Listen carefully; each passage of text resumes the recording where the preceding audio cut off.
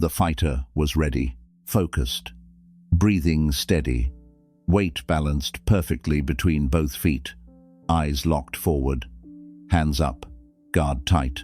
He had trained for this moment, not just for weeks, for years.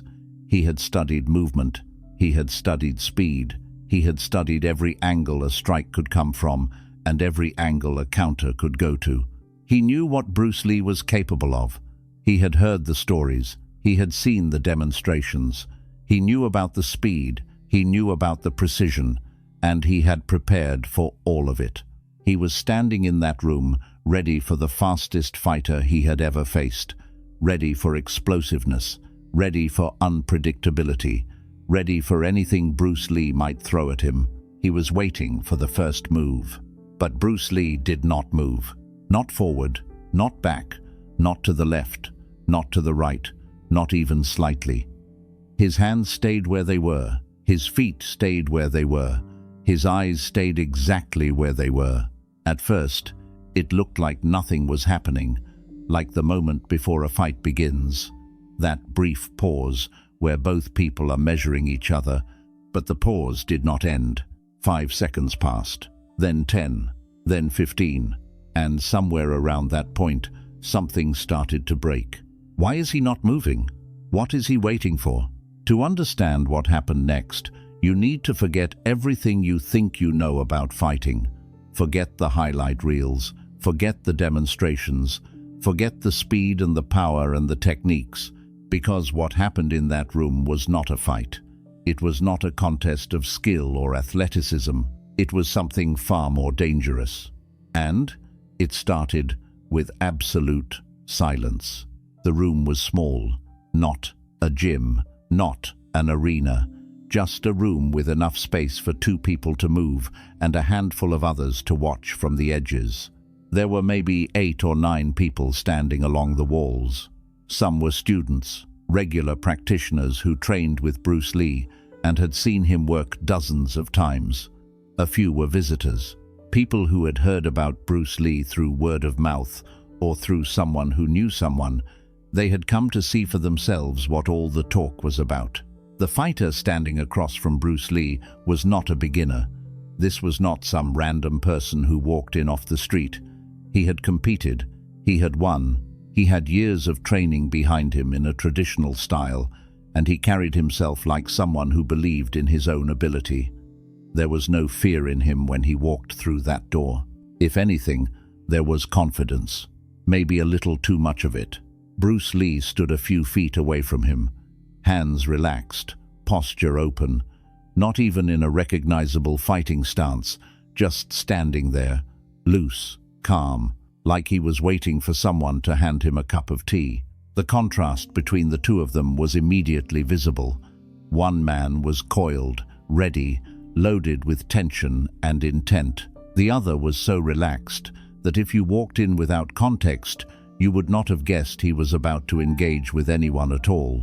Someone in the room shifted their weight. The floor beneath them made a small creaking sound. That was the loudest sound in the room. No one was talking, no one was whispering. The air had become thick with something that is hard to describe unless you have been in a room where everyone is holding their breath at the same time. The fighter blinked, then blinked again. His weight moved slightly to his left foot, then shifted back to his right. He adjusted his guard, raised it a little higher, then dropped it back down to where it was before. He was already changing, not because Bruce Lee had done anything, not because there was a threat to respond to, not because something in the environment had shifted. He was changing because Bruce Lee had done nothing, and that was the first crack. Why is the opponent adjusting when nothing has happened? Here is what most people do not understand about stillness, and this is important because this is the foundation of everything that happened next. Movement is comfortable. When someone moves toward you, your body knows how to respond. Thousands of hours of training have built pathways in your nervous system that activate automatically. Someone throws a punch, your hands come up. Someone shifts their weight, your weight adjusts to match. There is a rhythm to combat, an exchange, a pattern of action and reaction that your brain can follow like a map. When there is movement, there is information. And when there is information, there is a plan. Your body knows where to go because it has something to react to. But when there is no movement, there is no information, there is no rhythm, there is no pattern, there is nothing to react to, nothing to read, nothing to follow. And when there is no pattern, the human brain does something fascinating and deeply destructive. It starts inventing one. It starts filling in gaps that do not exist. It starts predicting threats that have not appeared. It starts running simulations based on possibilities instead of realities. And every single one of those simulations pulls the person further away from the present moment and deeper into a mental maze of their own creation. That is not focus. That is not readiness. That is not preparation. That is anxiety wearing the mask of focus. And that is exactly where the fighter was standing right now, 30 seconds into an encounter where nothing had happened and everything had already changed. His breathing was different now, not dramatically, not gasping, but shorter, quicker, the kind of change you would only notice if you were paying very close attention, the kind of change that the person experiencing it might not even be aware of yet. He had not moved. He had not exerted himself in any way, but his body was responding to something, a threat it could sense but could not locate, a danger it could feel but could not identify. His eyes started scanning, not watching Bruce Lee the way you watch someone in conversation, focused and steady, scanning him, moving across his shoulders, his hands, his hips, his feet, searching for a tell, a micro-movement, a shift in weight, a twitch, anything at all that would give away what was coming next. But Bruce Lee gave him nothing, absolutely nothing. His hands had not moved, his feet had not moved, his shoulders had not moved, his eyes had not moved. He was breathing so quietly that you could not even see his chest rise and fall from across the room. He was perfectly, completely, terrifyingly still. And that stillness was doing more damage than any strike could have done. The fighter swallowed, hard, his jaw tightened, his left hand opened and closed twice in a quick, unconscious rhythm. These are not fighting movements. These are not tactical adjustments. These are stress responses, the body leaking what the mind is trying desperately to hide. Someone watching from the side of the room later said the strangest thing about that moment. He said the fighter looked like he was shrinking, not physically. His body did not change size, but something about his presence was getting smaller, like the space he occupied in the room was contracting, like confidence was evaporating off of him in real time, and everyone could see it happening except him. And still, Bruce Lee had not moved a single inch. What is happening to him? Bruce Lee has not touched him. Bruce Lee has not spoken a word. How is this possible? 1 minute passed, maybe a little more. In real time, 60 seconds is almost nothing. But in that room, with that silence, with that pressure building from nowhere and everywhere at the same time, 1 minute felt like 10. The fighter was now standing in a slightly different position than where he had started. He had not meant to move. There was no conscious decision to shift, but his body had drifted. Small, unconscious steps. Half an inch here, a quarter inch there. The kind of movement that happens below awareness. The kind your body makes when your mind is no longer in control of the details. His guard was higher than it needed to be, too high, protecting his face from a strike that had not been thrown and showed no sign of coming. His stance was narrower than it should have been, less stable, easier to disrupt. He was not preparing to attack anymore. That intention had disappeared somewhere in the last 30 seconds without him even realizing it. He was now preparing to defend, preparing to survive, preparing for whatever Bruce Lee was about to do. And that single shift in mindset, from offense to defense, from acting to reacting, from initiating to waiting, changed everything about the encounter. Because a fighter who is thinking about attacking is dangerous. His energy is moving forward. His focus is on opportunity. His mind is looking for openings. But a fighter who is thinking about being attacked is already losing. His energy is moving backward. His focus is on threat. His mind is looking for danger in every shadow. And there were a lot of shadows in that silence. His mind was running through options now, not the clean, rehearsed, well-trained options he had practiced 1,000 times. Messy ones, fragmented ones, half-formed thoughts that appeared and dissolved before they could become a plan. Should I go first? Should I wait? Why is he not moving? What does he see that I do not see? What does he know that I do not know? Is this a trap? Is he trying to make me move first? Should I call this off? No, I cannot call this off. Everyone is watching. I need to do something. But what? What do I do when there is nothing to respond to? Each thought pulled him further from the present moment, and each second of silence added another layer of doubt on top of the one before it, not replacing the previous doubt. Stacking on it, building something heavy and unstable inside his own mind. This is the part that no one teaches in fighting. They teach you how to handle a punch. They teach you how to handle a kick. They teach you how to handle someone who is faster than you, or stronger than you, or more aggressive than you. But no one teaches you how to handle nothing, because nothing is the hardest thing in the world to fight. You cannot block it. You cannot dodge it. You cannot counter it. It gives you no target and no timeline.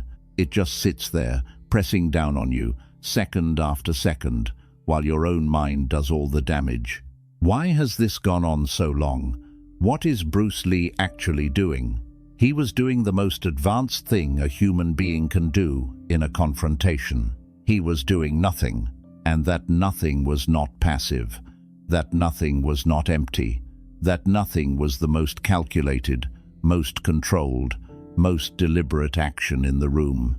Every second of stillness was a mirror, and the fighter was staring into it, not at Bruce Lee, at himself, seeing his own hesitation reflected back at him, seeing his own uncertainty multiply, seeing every crack in his own confidence widen a little more with each passing moment.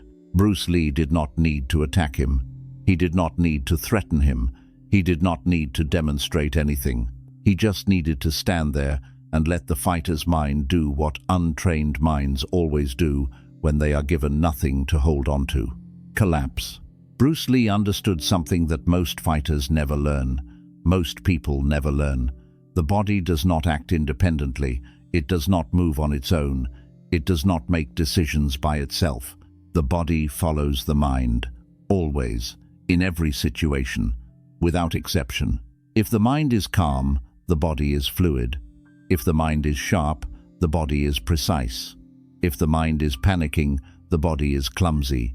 And if the mind is breaking, the body will break right along with it. You do not need to destroy someone's body if you can destroy their mind first. The body will destroy itself. It will tighten when it should relax. It will hesitate when it should commit. It will move when it should stay still.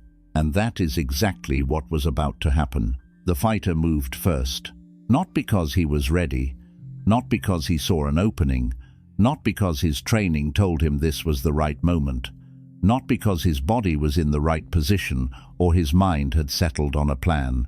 He moved because he could not stand still anymore. The silence had become unbearable. The weight of it had filled every corner of that room and pressed down on his chest until his lungs could not hold it. The nothingness had become so loud inside his own head that he needed to break it. He needed sound. He needed impact. He needed something to happen, anything at all, just to release the pressure that had been building inside him for what felt like an eternity. He threw a strike, fast, committed, technically sound. Everything he had ever trained for was behind that single movement. All his speed, all his power, all his frustration and confusion compressed into one explosive action. And Bruce Lee moved. One motion, Not fast in the way people usually describe fast. Not the kind of speed where you see a blur. Not the kind where you think, that was quick. Fast in the way you miss something entirely. Like a single frame was deleted from a film reel and the scene just jumped forward without explanation. One moment, the strike was on its way. The next moment, it was over. Bruce Lee redirected it. A single movement. Minimal, almost invisible. He did not block it. He did not absorb it. He took the energy the fighter had thrown at him and simply sent it somewhere else entirely, like redirecting water, like opening a door that someone was pushing against so hard that when the resistance disappeared, they fell through. The fighter stumbled. Not from impact. There was no impact. He stumbled from the absence of impact. He had committed everything, every ounce of energy and intention, into that strike. And it had met nothing. His body went forward because his mind had expected resistance and there was none. He was off balance now. Physically, mentally, emotionally. In every way, a human being can be off balance. He was off balance. And Bruce Lee was standing in the exact same position as before. Same posture, same hands, same relaxed, open, impossibly calm expression, as if nothing had happened, as if the last 2 minutes had not occurred at all. There is a moment in the room after that, a very specific moment, when the sound of the fighter catching his balance fades and the room gets very quiet again.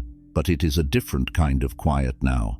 Before, the silence was tense, heavy, full of anticipation and pressure and the feeling that something was about to happen.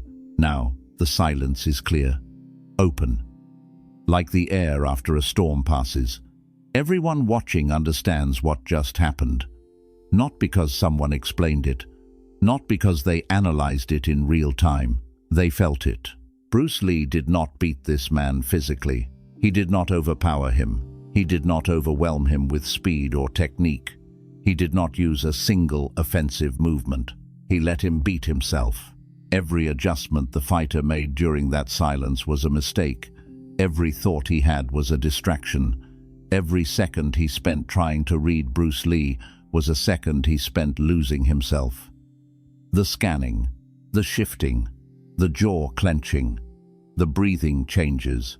Every single one of those moments was the fighter's own mind eating itself alive. And Bruce Lee saw all of it. He watched every crack form in real time. He knew exactly when the break would come. He knew exactly what the fighter would do and exactly how to handle it when it arrived. The stillness was not passive. It was the most aggressive thing in the room. It stripped away the fighter's preparation. It stripped away his confidence. It stripped away his timing. It stripped away his control. And it did all of that without a single finger being lifted. One of the students watching that day said something that stayed with people for years afterward. He said he had seen Bruce Lee move at full speed before. He had watched the explosive demonstrations, the 1-inch punch, the techniques that made rooms full of grown men go silent with disbelief. He had seen things from Bruce Lee that he did not think were humanly possible. But that day, standing perfectly still, doing absolutely nothing, Bruce Lee was more dangerous than he had ever been. Not because of what he did, but because of what he did not do, and what that absence did to the person standing across from him. Because speed can be predicted. Once you have seen someone move, you know what their speed looks like. You can prepare for it. You can train your reflexes to respond to it. Speed, no matter how extreme, is still information. And information can be managed. Power can be measured. A hard strike tells you something. It tells you what your opponent is capable of. It tells you what to respect and what to protect against. Power, no matter how overwhelming, is still something you can understand. But stillness cannot be fought. You cannot counter what is not there. You cannot prepare for someone who gives you nothing to prepare for. You cannot read someone who is not saying anything. You cannot predict someone who is not moving. And when your only opponent becomes your own mind, the fight is already over, because you will always lose that fight, every single time. Your mind knows your weaknesses better than any opponent ever could. It knows exactly where to press, exactly where the doubt lives, exactly which thoughts will unravel you the fastest. Bruce Lee did not need to find those weaknesses himself. He just needed to create the conditions for the fighter to find them on his own, and silence was all it took. That is the terrifying part, not the technique, not the philosophy. The fact that silence, pure, unbroken silence, was enough to dismantle a trained, experienced, confident fighter from the inside out. No contact required, no words required. Just the willingness to stand still while someone else tears themselves apart. Most people will never understand that level of control, not because they cannot learn it, but because they cannot tolerate the discomfort it requires. Being still when every instinct tells you to move is one of the hardest things a human being can train themselves to do. It goes against every survival mechanism built into our biology, and yet, it is the most powerful position a person can occupy. Bruce Lee did not just master movement, he mastered the absence of movement, and in doing so, he found a weapon that no one could defend against. Bruce Lee once said that the highest technique is to have no technique. Most people hear that and think it means improvisation, being loose, going with the flow, adapting in the moment. And, on a surface level, maybe that is part of it, but that is not what it really means. It means becoming so complete that you do not need to perform, so developed that you do not need to demonstrate, so controlled that you do not need to prove your control to anyone, so far beyond the game that you no longer need to play it. That fighter walked into the room ready for every version of Bruce Lee he had imagined. The fast one, the powerful one, the technical one, the explosive one, the unpredictable one. He had a mental model of what Bruce Lee would be, and he had prepared for every scenario within that model. But he was not ready for the one who did nothing, because that version of Bruce Lee did not exist inside any model. That version does not fit into any framework. That version cannot be prepared for because there is nothing to prepare against. And that is why it was the most devastating version of all. Not because of what it could do, but because of what it made others do to themselves. Sometimes the strongest move is the one you never make. And sometimes the most dangerous person in the room is the one standing perfectly still, not because of what they might do, but because of what they will make you do to yourself.